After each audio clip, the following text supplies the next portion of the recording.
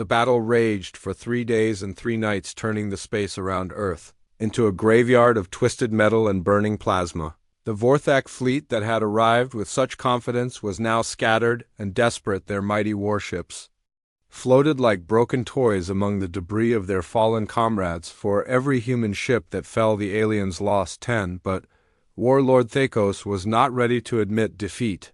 He had sent emergency signals across the galaxy calling for reinforcements from every species that owed allegiance to the Vorthak Empire on Earth. Deep beneath the city of Seoul, General Kim Dong-hae commanded the human defense from a bunker that could survive a direct nuclear strike. His command center was a maze of computers, screens, and communication equipment where hundreds of officers worked around the clock. The general was a man who had spent his entire life preparing for this moment. He had studied every alien species humanity had detected. He had planned for every possible invasion scenario, and now all that preparation was being put to the ultimate test. Sir, his aide, Lieutenant Jang Hyun-woo, reported as he approached the general's command chair. We have destroyed 60% of the alien fleet, but our deep space monitors show massive reinforcements heading toward Earth. The enemy is calling in ships from across their empire. Dong-hae nodded grimly as he studied the tactical displays. How long do we have? 72 hours, or maybe less. The reinforcement fleet includes species we have never encountered before. Some of their ships are larger than anything in the current battle. General stood up and walked to the main display screen, showing the battle in space. Human ships darted between alien vessels like deadly fireflies, their weapons cutting through enemy armor with surgical precision.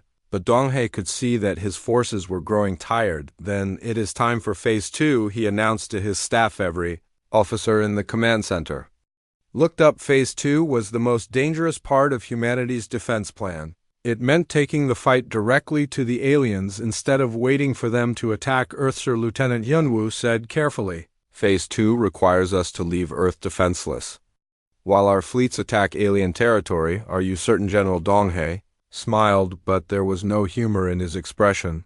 The aliens expect us to cower behind our defenses like every other species they have conquered, but humans do not cower. We attacking space above Earth. Commander Lee Tiemann received his new orders through encrypted communication. His mission was no longer to defend Earth, but to lead a strike force deep into alien territory and hit their supply lines. The orders seemed impossible. His small fleet was supposed to travel hundreds of light years into unknown space, find alien supply bases, and destroy them before the reinforcements could reach Earth. Captain Park Min-ji met him at the docking bay where the new human ships waited. These vessels were different from the defensive fighters they had been using. They were sleek black ships designed for speed and stealth rather than heavy combat. How many ships do we have? Tiemann asked as they walked toward his new command vessel. 500, Min-ji replied. But sir, these are not ordinary ships. They carry technology that our scientists have been developing in secret for 20 years, technology that no alien species has ever. Tiemann looked at the ship that would be his new command, the Seoul Pride Mark II. It was twice the size of his old fighter, but it moved through space like liquid shadow. Its hull was covered with plates that could bend light around them, making the ship nearly invisible. What kind of technology? He asked. Phase technology. Min-ji explained. The ships can shift partially out of normal space, making them incredibly fast and almost impossible to detect. When they phase back into normal space, their weapons carry enough power to destroy ships much larger than themselves. The human fleet launched from hidden bases throughout the solar system. 500 ships that looked like black ghosts against the stars. They moved in perfect formation toward the edge of the solar system where they would make the jump to hyperspace. Lieutenant Colonel O. Sejin commanded one of the new ships, the Ancient Fury. His mission was different from the others. Instead of attacking supply lines, he was supposed to infiltrate alien space and gather intelligence on their homeworlds. What he found when he reached the outer territories shocked even the hardened military officer. The galaxy was full of enslaved species working on massive construction projects. Their alien masters treated them like machines, forcing them to build weapons and ships for the never-ending wars of conquest. Colonel Sejin transmitted his findings back to Earth using quantum communication technology that the aliens could not intercept. General Dong-hae listened to the intelligence Reports with growing anger the aliens had been conquering and enslaving species for thousands of years. They had turned entire star systems into slave factories where billions of beings worked until they died, sir, Lieutenant Yunwu said quietly. After hearing the reports, should we inform the public about what we have discovered? Not yet, Donghae replied. But make sure every human commander knows what kind of enemy we are fighting. These aliens are not just invaders, they are slavers and murderers. The galaxy will be a better place without them. The human strike fleet reached its first target, an alien supply depot orbiting a dead planet. The facility was massive, larger than most space stations, and defended by hundreds of automated weapons.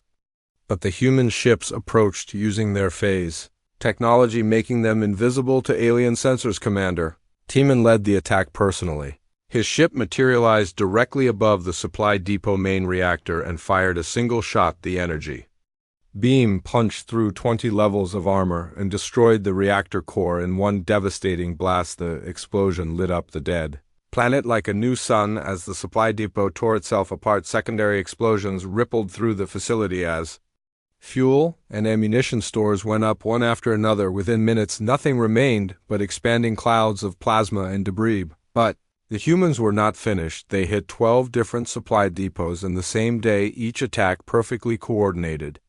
To maximize damage to the alien war effort, the phase ships appeared, struck with devastating precision, and vanished before the aliens could respond. On the Vorthak homeworld, warlord Thakos received reports of the attacks with growing horror. The humans were not content to defend their single planet. They were striking deep into Vorthak territory, destroying vital supplies and infrastructure. How is this possible? He demanded of his remaining advisors. How can they attack targets hundreds of light years from their world? The humans have technology we do not understand, his science advisor replied. Their ships can travel faster than our sensors can track them. They appear and disappear like ghosts in space. Thakos slammed his fist on his throne. These are the primitive creatures we thought would surrender after seeing our fleet. Now they are destroying our empire from within. The attacks continued for days. Human ships appeared throughout alien space, not just hitting military targets, but liberating slave worlds. The freed populations were given weapons and communication devices that allowed them to coordinate resistance movements. On the planet Karos, Major Seo Jiwan worked with local rebels to overthrow their alien oppressors. The Corrosians were a species of 6 armed beings who had been enslaved for 800 years, but with human weapons and tactics they drove their Margal overlords off-world in just 3 days. Why do you help us? Asked Kellen, the Corrosian resistance leader, as they watched the last alien transport ship flee into space. Because everyone deserves to be free, Jiwan replied through her translation device. That is what humans believe. The liberation of Karos was just the beginning. Human forces were striking throughout the galaxy, turning the aliens' own empire against them. Species that had been enslaved for centuries suddenly had hope and weapons to fight back. Admiral Park Minji, now promoted to lead the largest human fleet in history, received reports from dozens of liberation missions every day. More worlds threw off their alien chains and joined the growing rebellion against the old empire, sir. Her communications officer, Ensign Li Junsu, reported, we are receiving surrender requests from 17 different alien fleets. They are offering to serve under human command in exchange for mercy. Shook her head. Tell them we do not want servants. We want partners. If they are willing to help free the remaining slave worlds, we will accept their surrender and welcome them as allies. The message spread throughout the galaxy like wildfire. The humans were not conquerors seeking to replace one empire with another. They were liberators offering freedom to all who wanted it back. On Earth, Dr. Choi Yuna had become the head of the Galactic Communication Center. Her job was to coordinate with the dozens of species that were now fighting alongside humanity. She worked 18-hour days, translating messages and coordinating resistance efforts, but she had never been happier. Commander, she reported to General Donghae, we now have active resistance movements in over 200 star systems. The old empires are collapsing faster than we can track. The galaxy is changing. General Donghae looked at the strategic displays showing the spread of rebellion across known space. The plan was working better than anyone had dared hope. Humanity had not just defended Earth, they had started a galactic revolution, but the war was not over yet. The aliens still had reinforcement fleets heading toward Earth, and they would not give up their empire. Without a final desperate battle, the real test was still to come. The surviving Vorthok ships limped toward the edge of the solar system, their once mighty hulls torn and burned by human weapons. Warlord Thakos stood on his damaged bridge watching Earth grow smaller on his screens, but his humiliation burned. Brighter than any star, he had underestimated the humans, just as Ambassador Crixon had warned, but Thakos was not ready to accept defeat. He activated his emergency beacon, sending out a call that would reach every corner of the galaxy, every species that owed allegiance to the Vorthok Empire. Every ally who feared their displeasure would answer. The response was immediate and overwhelming. The Keth Dominion pledged 1,000 ships armed with plasma cannons that could melt through planetary shields. The Margol Collective promised their bioweapons that could poison entire worlds. The Zirathi Empire offered their planet-killer cannons that could crack moons in half within days. The largest alien armada in galactic history was gathering at the edge of human space. 10,000 ships from dozens of species, all united in their desire to crush the upstart humans who dared to resist their authority on Earth. The humans watched the growing alien fleet with grim determination. General Kim Dong-hae stood in his command center, studying intelligence reports that painted a terrifying picture. The approaching enemy force was larger than anything humanity had ever faced. Sir Lieutenant Zhang Yunyu approached with the latest tactical analysis. The alien reinforcement fleet includes species we have never encountered. Some of their weapons are completely unknown to us. Our defensive systems may not be able to stop them. Dong-hae nodded, but his expression remained calm. We always knew this day would come, the moment we chose to fight back. Instead of surrender, we committed ourselves to total war. He turned to address his staff officers gathered around the main strategic display. The aliens think they can overwhelm us with numbers, but they still do not understand what they are fighting. They think this is a war of conquest, but for us, this is a war of survival. The general activated the main communication system, connecting him to every human military unit on Earth and throughout the solar system. My fellow humans, he began, his voice carrying to every corner of human space. The enemy is coming with the largest fleet in galactic history. They bring weapons we have never seen before. They come to enslave or exterminate every man, woman, and child among us, but we are not the same species that cowered in caves when predators stalked our ancestors. We are the species that climbed out of those caves, looked up at the stars, and decided they belonged to us. We are the species that never learned the meaning of surrender. Today we do not fight just for Earth. We fight for every enslaved world in the galaxy. We fight for every species that dreams of freedom. We fight to prove that tyranny will never triumph over the human spirit. The human response was swift and decisive. Instead of waiting for the aliens to attack Earth, the entire human fleet launched into space. Every ship, every weapon, every soldier that humanity could muster was committed to one massive counterattack. Commander Li Tingmin found himself at the head of the largest space fleet humanity had ever assembled. His flagship, the Soul Pride, had been upgraded with experimental weapons that pushed the boundaries of physics. The ship could now phase in and out of normal space so quickly that it appeared to be in multiple places at once. Captain Park Minji, now Admiral Minji, commanded the Second Fleet. Her ships were equipped with quantum weapons that could tear holes in the fabric of space itself. When these weapons fired, they did not just destroy enemy ships, they erased them from existence. Admiral, the humans have a saying, Timan said as they prepared for the coming battle. When you cannot win through strength, you must win through cunning. The alien armada approached Earth like a metal storm, their ships stretched across space in formations that had conquered 100 worlds. Their commanders were confident that sheer numbers would overwhelm any human resistance, but the humans did not meet them in the expected place. Instead of defending Earth orbit, the human fleet struck at the edge of the solar system where the aliens were still organizing their attack formations. The battle began with a demonstration of human technological superiority that shocked the alien commanders. Admiral Minji Phase ships appeared inside the alien formation and began tearing through their ranks with quantum weapons. Ships that had terrorized worlds for centuries simply vanished as if they had never existed. The Keth Dominion Admiral commanding one wing of the alien fleet watched in horror as his plasma cannon ships were destroyed faster than they could fire. Their weapons designed to melt planetary defenses could not even target the ghostly human vessels. How do they move like that? He screamed at his tactical officers. Our sensors show them in 12 different locations at once before anyone could answer. A human ship materialized directly above his flagship. The quantum torpedo that followed erased his command ship and took half his fleet with it. The Margol Collective tried to deploy their bioweapons, but the humans had anticipated this tactic. Human ships released clouds of nanobots that neutralized the alien biological agents before they could spread. The Margol commanders watched their most feared weapons become harmless dust. The Zirathi flagship warlord Nexus prepared to fire his planet killer cannon at Earth, but when he gave the order, nothing happened. His weapons officer reported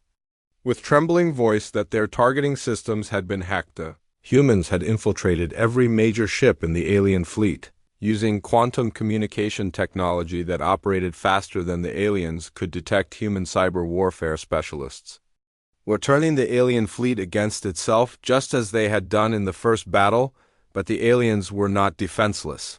They had numerical superiority and centuries of military experience. As the battle continued, they began to adapt to human tactics. Their ships spread out to avoid being caught in formation. Their commanders started using unpredictable attack patterns. The space around Earth became a three-dimensional maze of energy beams, missile trails, and exploding ships. Human pilots pushed their vessels to the limits of endurance, dancing between alien weapons that could vaporize them. With a single hit, Lieutenant Colonel Osajan led a squadron of stealth ships deep into the alien formation. His mission was to destroy their command vessels and disrupt their coordination. But the aliens had learned from their earlier defeats. They had stationed guard ships around their most important vessels. Colonel Sajin found himself in a running battle through the alien fleet, his ships weaving between massive alien battleships, while enemy fighters swarmed around them like angry insects. His pilot skills were pushed to their absolute limits as he tried to reach his target. Sir, his weapons officer reported, we are taking heavy damage. Hull integrity is down to 30%. Hold together, Sajin replied as he fired his phase cannons at an alien cruiser. We only need to reach their flagship. The battle reached its climax when the human and alien fleets collided in the space between Earth and Mars. In the largest space battle in galactic history, tens of thousands of ships fought with weapons that lit up the solar system like a new sun on Earth. Billions of people watched the battle through telescopes and video feeds.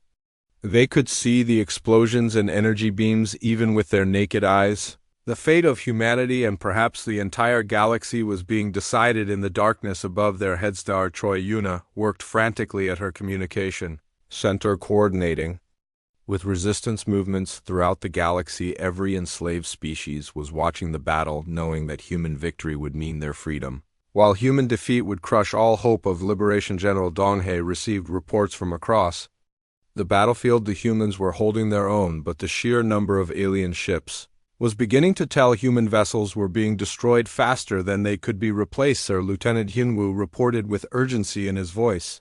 Our losses are approaching critical levels. We cannot sustain this rate of attrition much longer. Donghae studied the tactical displays, looking for any advantage the humans could exploit. The aliens had more ships, but they were not fighting as a unified force. Each species was following its own tactical doctrine, creating confusion in their ranks. Send orders to all fleet commanders, he decided.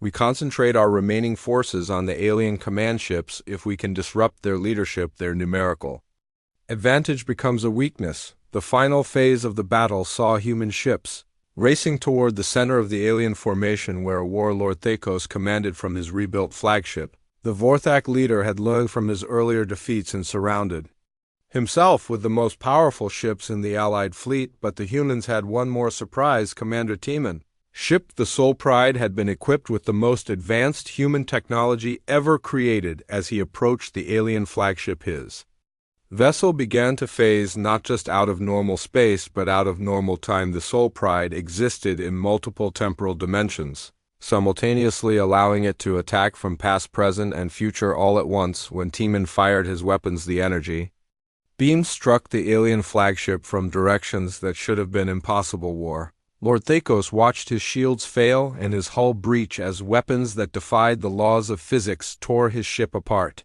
In his final moments, he finally understood what Ambassador Crixon had tried to tell him. Humans were not just another species to be conquered. They were something entirely new in the galaxy. They were a species that could.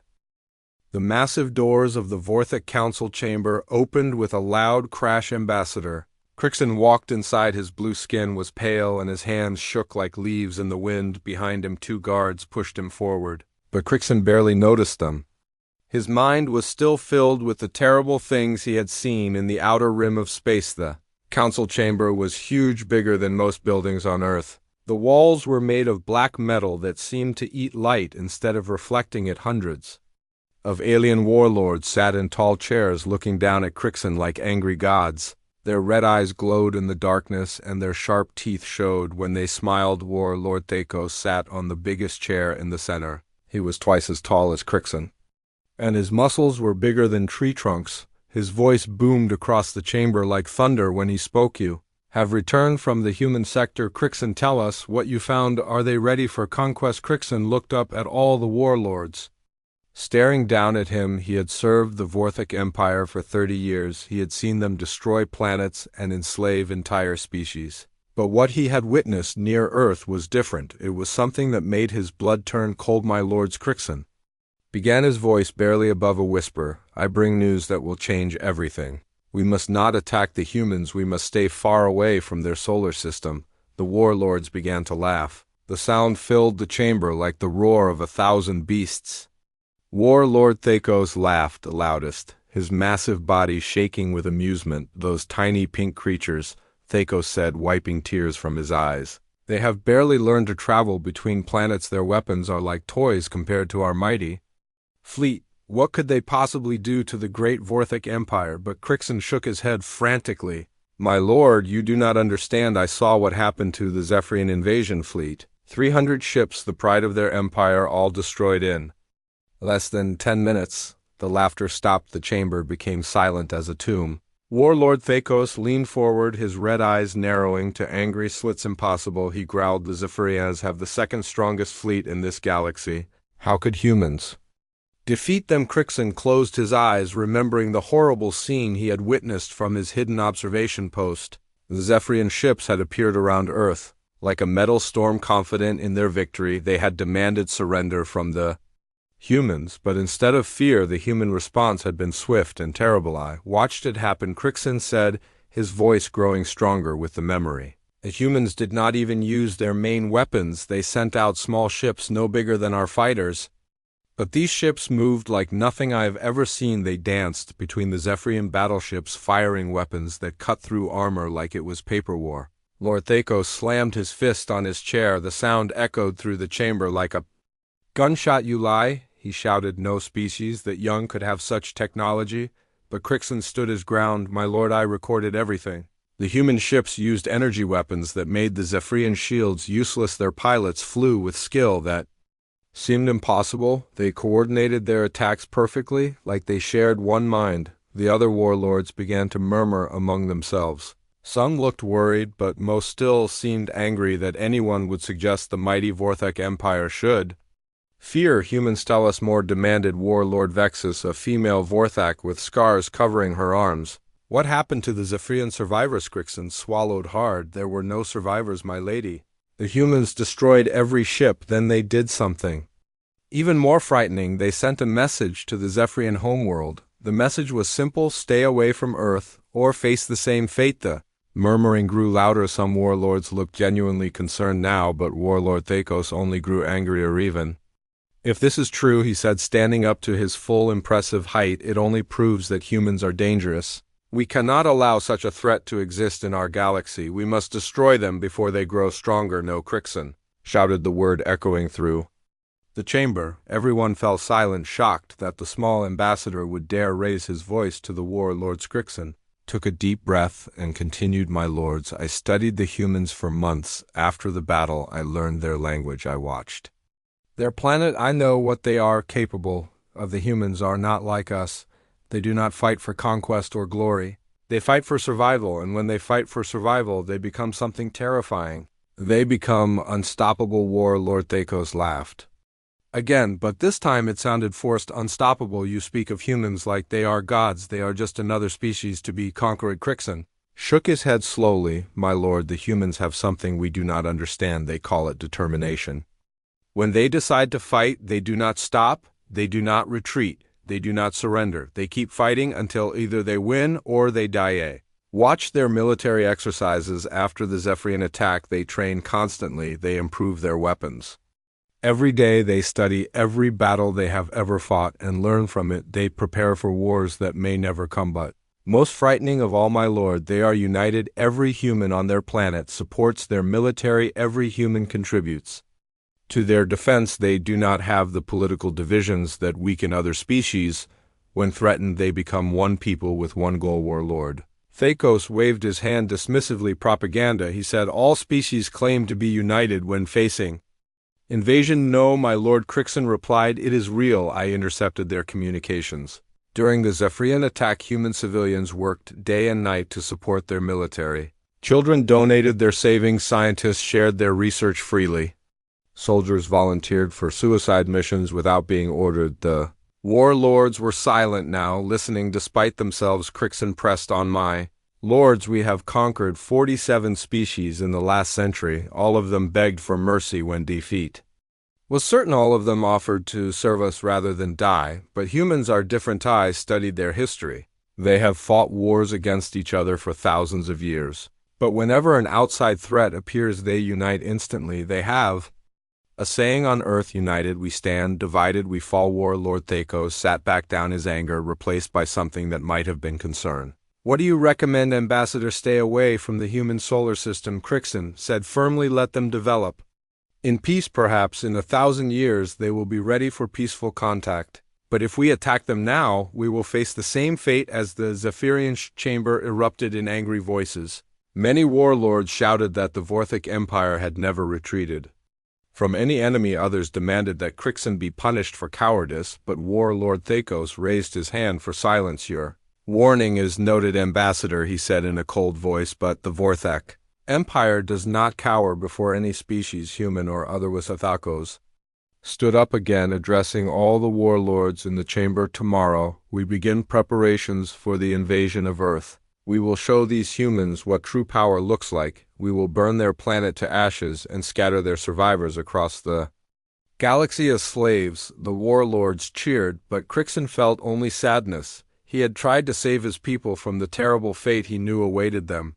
As the guards led him away, he whispered a prayer to the ancient gods. Forgive us for what we are about to do, and have mercy on what remains of us when the humans are finished. Far across the galaxy, on a small blue planet called Earth, Commander Lee Tiemann sat in his office reading intelligence reports about alien activity in nearby star systems. He was a quiet man with dark eyes that missed nothing. His uniform was simple, but his bearing showed years of military experience. Sir, his aide, Lieutenant Zhang Hyunwoo, entered the office. We are receiving unusual transmissions from the outer monitoring stations. Multiple alien fleets are gathering at the edge of our sensor range. Tiemann nodded calmly. How many ships? At least 2,000, sir, possibly more.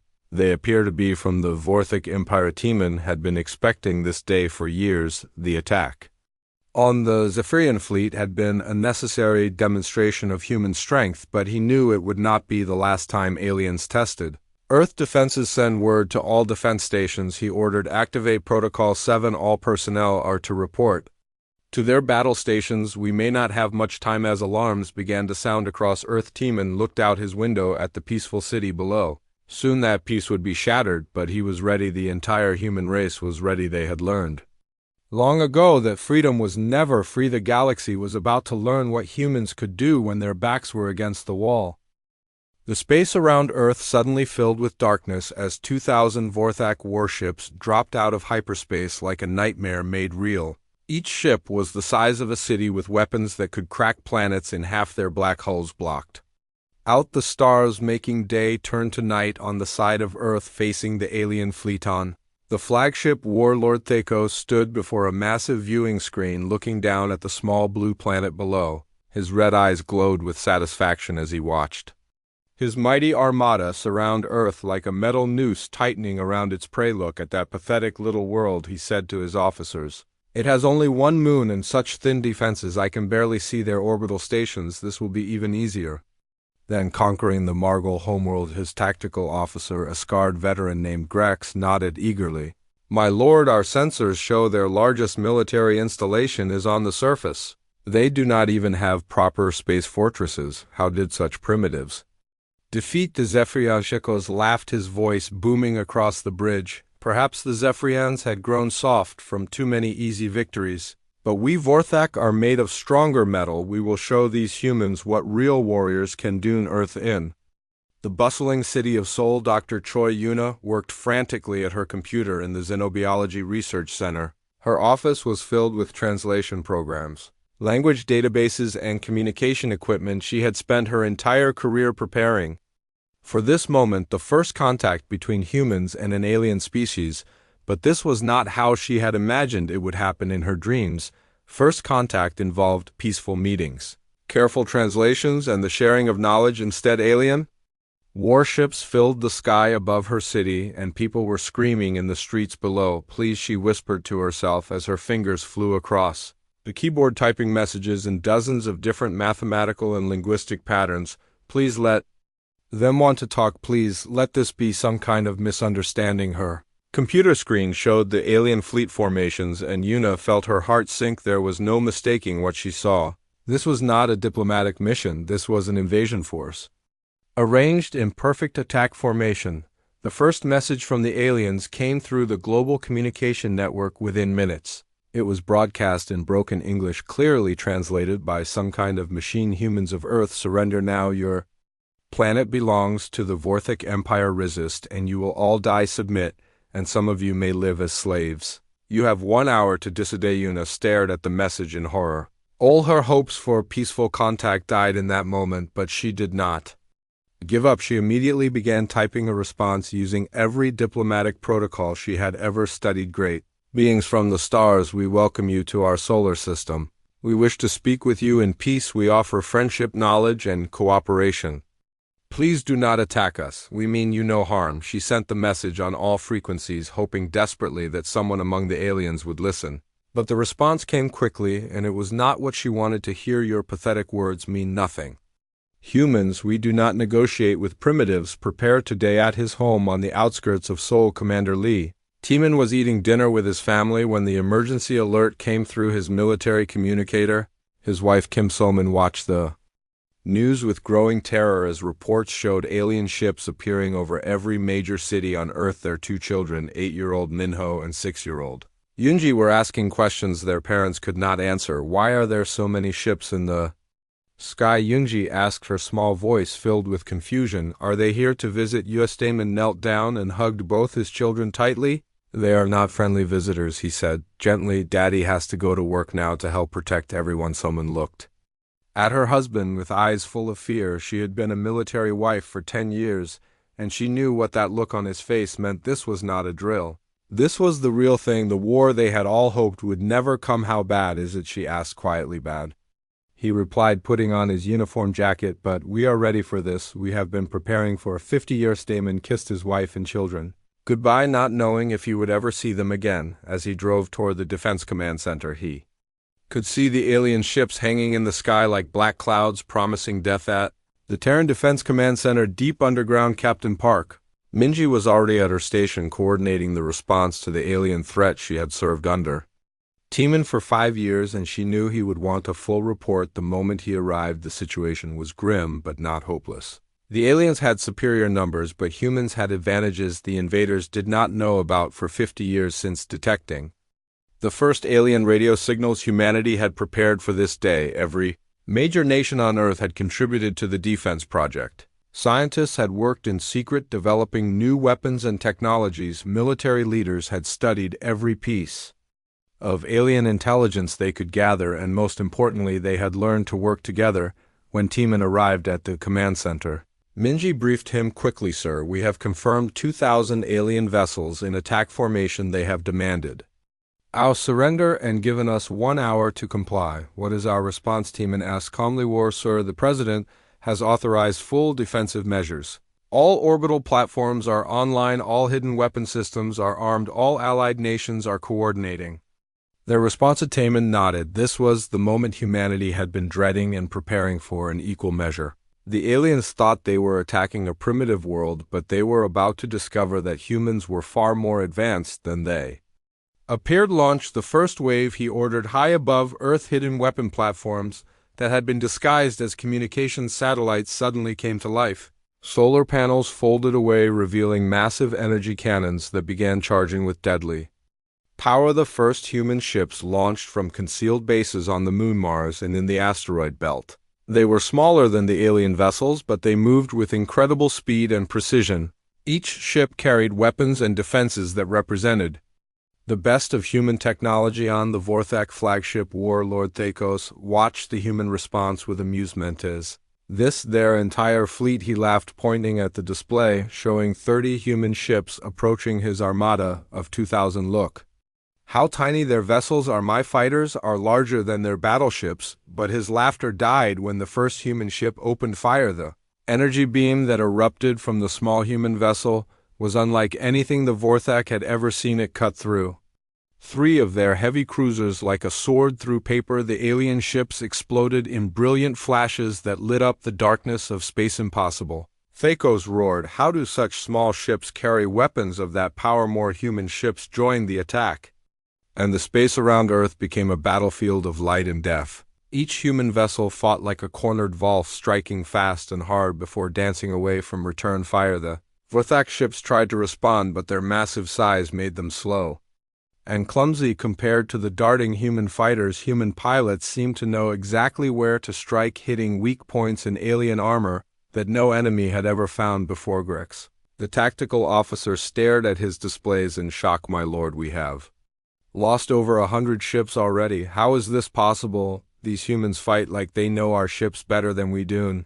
Earth Dr. Yuna watched the battle through her office window. The sky was filled with explosions and energy beams like a deadly fireworks display. She had abandoned her attempts at peaceful contact and was now helping the military effort by monitoring alien communications. What she heard chilled her to the bone. The aliens were not just trying to conquer Earth, they had done this to dozens of other worlds. The galaxy was full of species that had been enslaved or destroyed by these monsters for the first time in her life. The peaceful scientist felt something she had never experienced before. She felt anger burning in her heart like a flame. These aliens had come to her world not seeking knowledge or friendship, but bringing only death and slavery. Opened a new communication channel and began broadcasting a message to every human military unit on Earth and in space. This is Dr. Troy Yuna at Seoul Xenobiology Center. I have intercepted alien communications.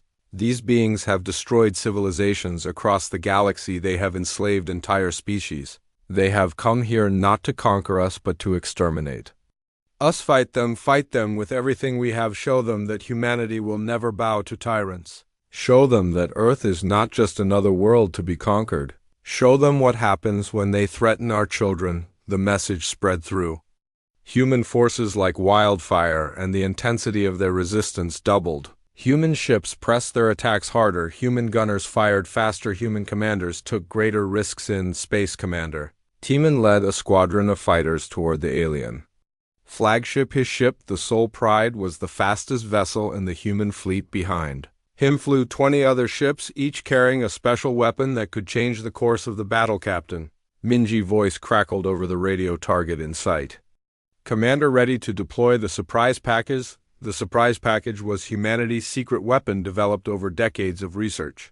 It was not just a bomb or an energy cannon. It was something that would strike fear into the hearts of every alien warrior who witnessed its power on the Vorthak flagship. Warlord Thekos finally began to understand what Ambassador Crixon had tried to tell him these humans were. The destruction of Warlord Thekos and his flagship sent shockwaves through the alien armada that went far beyond the physical explosion. When the Vorthak command ship disintegrated in a burst of temporal energy, it took with it the fear that had held the galaxy in chains for thousands of years.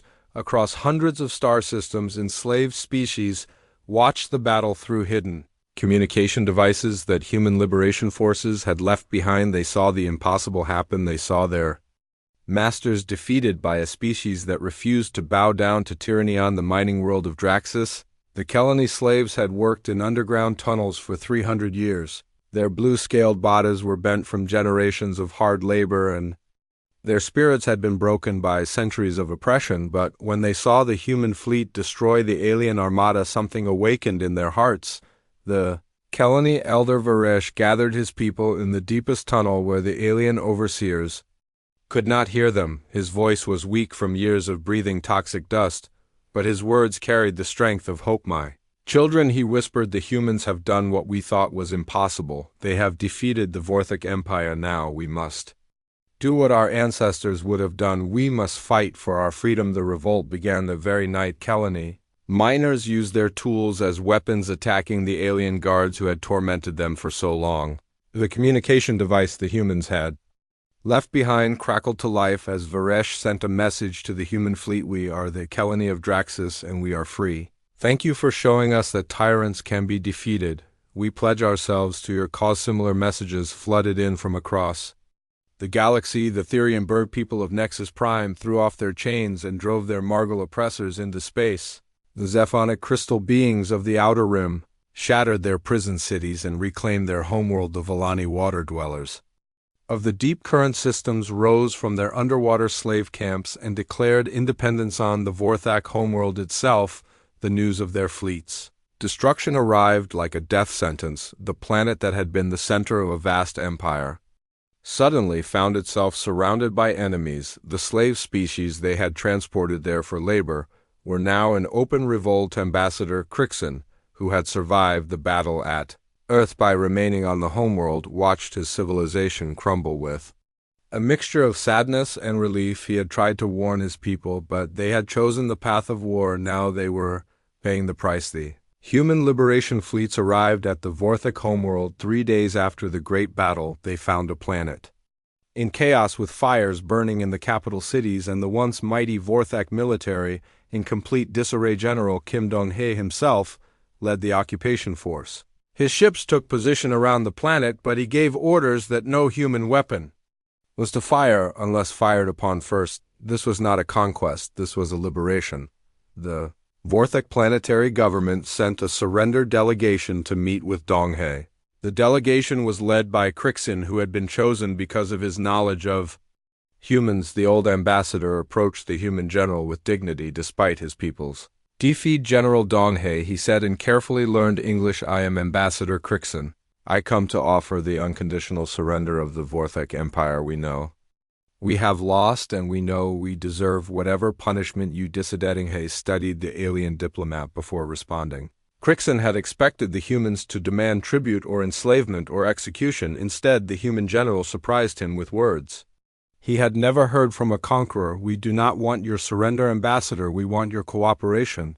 The galaxy has suffered enough from war and oppression. It is time to build something better. The transformation of the galaxy began immediately.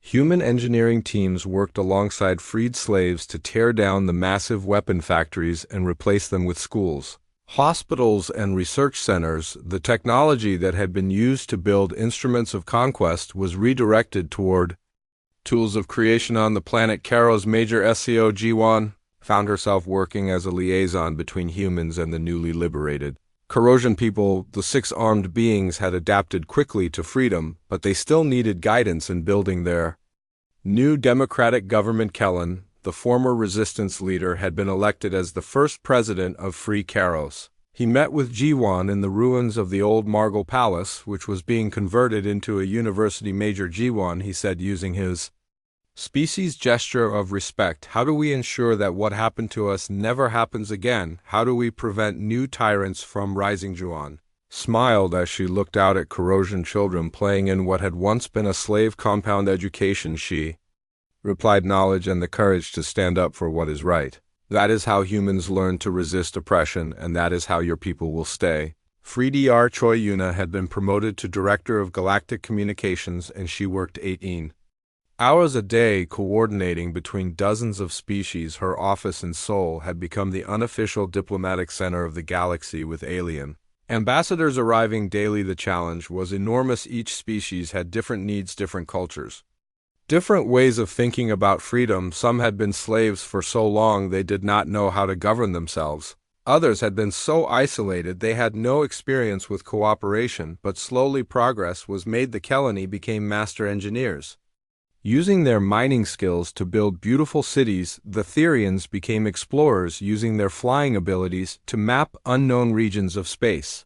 The Zephonic crystal beings became teachers, sharing their vast memories with younger species. Commander Li Timan returned to Earth as the most decorated hero in human history, but he was more interested in seeing his family than attending victory parades. His wife Kim Soman and their children Minho and Yoonji welcomed him home to a world that had become the unofficial capital of a free galaxy. The children had grown during the months of war, and they had questions that only their father could answer. Daddy, Yoonji asked as they sat together watching the sunset, why did the aliens want to hurt us? Because they had forgotten what it means to be free, Temin replied gently. They thought that being strong meant making others weak. But humans know that real strength comes from helping others become strong. Tuan, the former Margol homeworld admiral, Park Minji, supervised the conversion of biological weapon factories into medical research centers.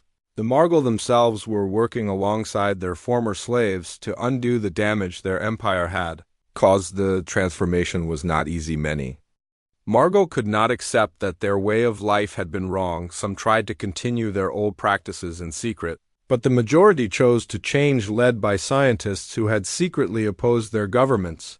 Bioweapon programs. Dr. Choi Yuna visited the Margol homeworld to help establish communication protocols between the former rulers and their liberated subjects. She found a species struggling to understand concepts like equality and cooperation that humans took for granted. It will take time, she reported to General Donghae, but they are learning. Some of the younger Margol are already working in the medical centers, treating patients from species they once considered inferior. The greatest challenge came from the Zerathi Empire, which had controlled the largest number of slave worlds. Their planet killer weapons had been the most feared technology in the galaxy, and their surrender came only after their homeworld was surrounded by human fleets. The Zerathi Emperor Vex faced a choice: surrender and face judgment for his crimes, or fight to the end and watch his people be destroyed. He chose surrender, but demanded to meet with the human commander personally. General Donghae traveled to the Zerathi homeworld aboard his flagship, accompanied by a small diplomatic team. The meeting took place in the Emperor's throne room, a vast chamber decorated with trophies from conquered worlds. Emperor. 2 years had passed since the great battle that shattered the old galactic order. The galaxy that had once been ruled by fear and oppression now thrived under principles that seemed impossible to the former empire's: cooperation, mutual respect, and the belief that every species deserved freedom on the planet. New Harmony. Formerly the Vorthak homeworld, the morning sun rose over a transformed world. The massive weapon factories had been converted into schools and hospitals. The slave quarters had become comfortable homes for beings of dozens of different species. War. Lord Thakos was dead, but his former soldiers now worked alongside their former enemies in the Great Reconstruction Project. The irony was not lost on anyone that the beings who had once spread destruction across the galaxy were now helping to build a better future. In the center of what had once been the capital of oppression stood a monument unlike any other in galactic history. It was not a statue celebrating conquest or a memorial to fallen warriors. Instead, it was a simple garden where representatives from every liberated species had planted something from their homeworld. Ambassador Crixon walked through this garden every morning as part of his daily routine. The former diplomat had aged visibly during the transformation of his people, but his spirit seemed younger than it had in decades. Good morning, Ambassador, a voice called from behind him. Crixon turned to see Engineer Kim Daeho approaching with a datapad full of the day's construction reports. The human supervisor had become something of a friend during their months of working together. It was a relationship that would have been impossible under the old order when humans were considered primitive and Vorthak were taught to see other species as inferior. Good morning, Daeho, Crixon replied using the informal name that showed how much their relationship had changed. How are the medical center repairs progressing ahead of schedule? Daeho Smiled, we should have the new trauma unit operational by next week. The Kelani engineers found a way to improve the structural supports using techniques from their mining experience. This was the new reality of the galaxy species that had been enemies. For centuries were now working together, sharing knowledge and skills that had been hoarded by the old empires. The results were remarkable. On Earth, Commander Lee Tiemann had returned to a quiet life with his family, but the galaxy would not let him rest. His reputation as the hero of the Earth defense had spread to every corner of known space. Young beings from dozens of species traveled to Earth, hoping to learn from the human who had led the liberation. Tiemann found himself reluctantly accepting a position at the new Galactic Military Academy, where officers from all species would learn the principles of defensive rather than offensive warfare. The academy was built on the moon, where students could look down at Earth and remember what they were sworn to protect. His first class included corrosion pilots, Therian navigators, Kelani engineers, and even young Vorthak who wanted to prove that their species could change. The diversity was challenging but also inspiring. Today we learn about tactical coordination. Tiemann announced to his mixed species class, the old empires used fear to enforce unity, but we use trust and mutual respect. Who can tell me why this is more effective? A young Vorthak named Zek raised his hand. Sir, because when soldiers trust each other, they fight harder than when they are forced to fight. They protect their comrades instead of just following orders. Excellent. Tiemann nodded. That is the difference between an army of slaves and an army of free beings. Captain Park Minji, now Admiral Minji, commanded the Galactic Defense Force from her headquarters on Luna Station.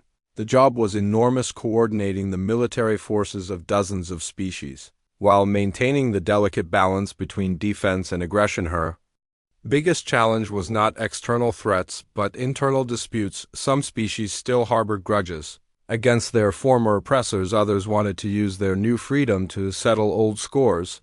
The temptation to return to the old ways of conquest and revenge was always present. Admiral, a message from the Zirathi delegation. Her aide, Ensign Lee Junsu, reported, they are requesting permission to establish a new colony in the neutral zone. Minji studied the request carefully. The Zirathi had been working hard to prove they had changed, but establishing colonies near former slave worlds might send the wrong message. What does the Galactic Council say? She asked. They are divided. Some members think the Zirathi have earned the right to expand. Others worry about the reaction from the liberated species, and a message to Emperor Vex. Minji decided tell him that the colony can be established, but it must be a joint project with at least 3 other species, including some of their former subjects. The days of single-species colonies are over. Dr. Choi Yuna had been elected as the first Secretary General of the Galactic Council, a position that made her effectively the leader of the Free Galaxy.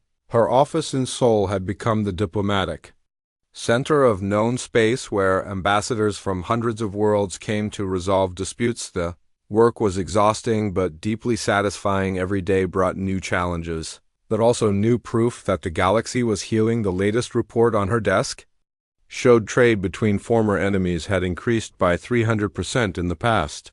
Your Secretary General, her assistant, announced. Ambassador Kellen from Karos is here for his appointment. Kellen entered the office with the dignified bearing that had made him a natural leader of his people. The former resistance fighter had become one of the most respected voices in the Galactic Council. Secretary General, he said, using the formal title that their friendship required in official settings.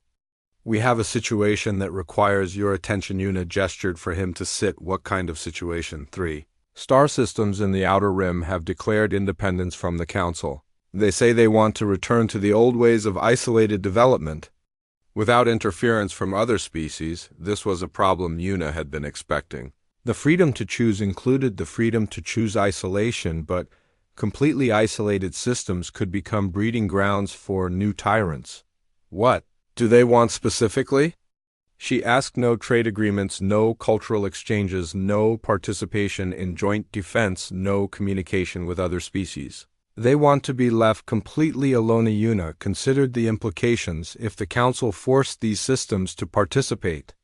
It would be acting like the old empires, but if they allowed complete isolation, those systems might eventually become threats to galactic peace. We grant their request, she decided finally, but with conditions: they can isolate themselves, but they cannot develop weapons that threaten other systems, and they must allow humanitarian missions if their populations request help. The decision reflected the new philosophy of the galaxy. Freedom meant the right to make choices, even choices that others disagreed with, but freedom also meant responsibility to not harm others. General Kim Dong-hae had retired from military service and become the first human ambassador to the Galactic Council. His final military report had become famous throughout the galaxy for its simple statement: the enemy expected us to fight like conquerors, but we fought like liberators, and that made all the difference. Now he worked to ensure that the principles that had won the war would also win the peace. His office was always busy with delegations seeking advice on everything from constitutional law to economic development. Ambassador,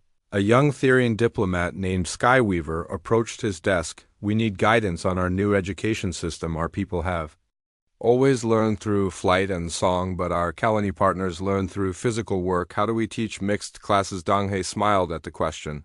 These were the kinds of problems he enjoyed solving. You do not change your teaching methods, he advised, you combine them. Let Therian children teach through song, while Kelani children learn through building. Let each species contribute their strengths. The solution was simple, but it represented the broader challenge of building a truly integrated galactic society. Every species had evolved differently, developed different cultures, different ways of thinking.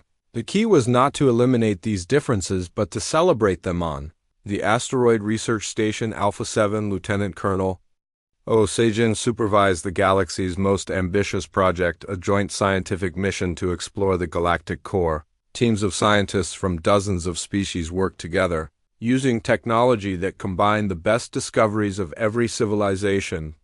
The mission had already made remarkable discoveries.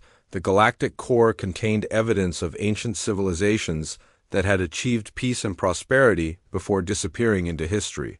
The ruins suggested that the current galaxy was not the first to face the choice between conquest and cooperation. Colonel, the Zephonic scientist Crystal Song, approached with excitement. We have found something incredible in the core archives. A message from the ancient Sejin looked at the translated text displayed on the holographic screen. The message was simple but profound too. Those who come after us know that we too faced the choice between domination and cooperation. We chose domination, and it led to our destruction. Learn from our mistake. The path of cooperation is harder, but it leads to wonders we could never imagine.